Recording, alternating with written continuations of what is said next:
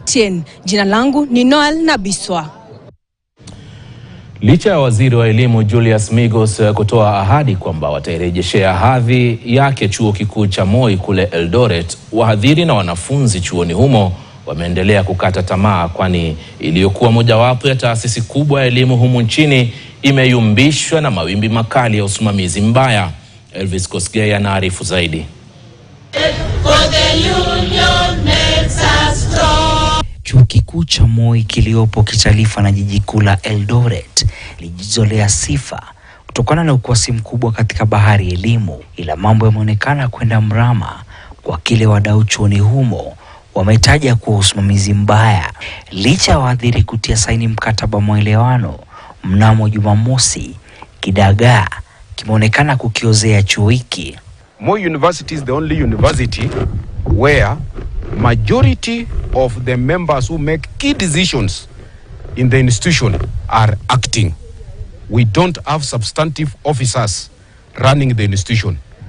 And we've come to conclude that it is by design that things have been made to move that way.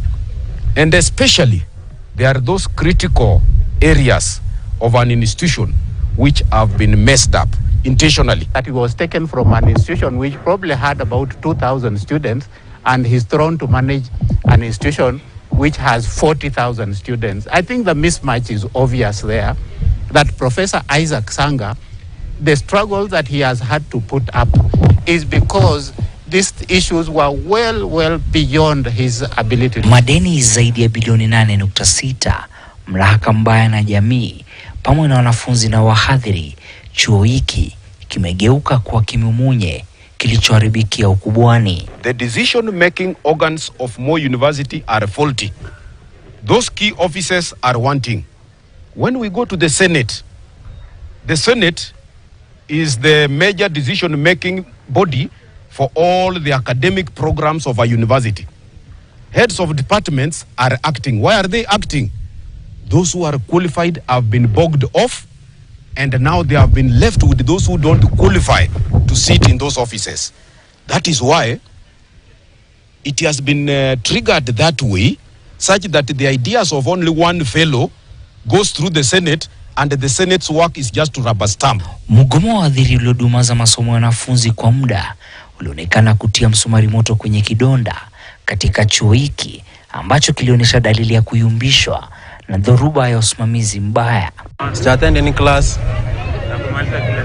Tulisikia mgomo ilisha, but bado hatujaona kama ilisha. Classes attended ni 0.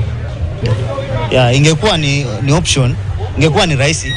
In fact tungeenda hata wote.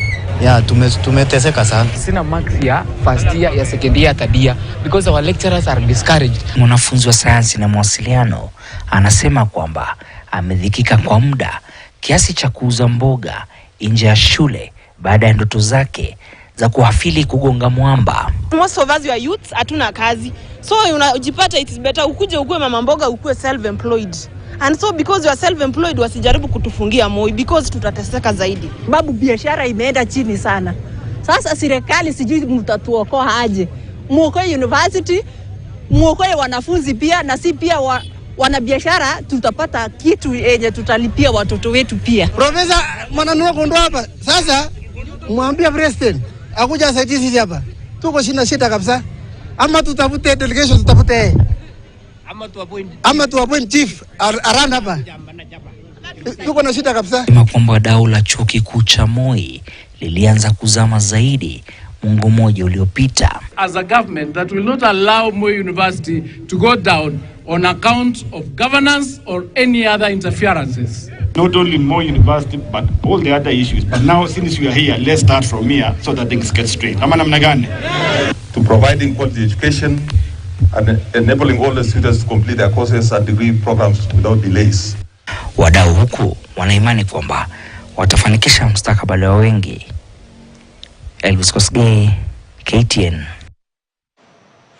Huku kampeni za siku 16 dhidi ya dhuluma za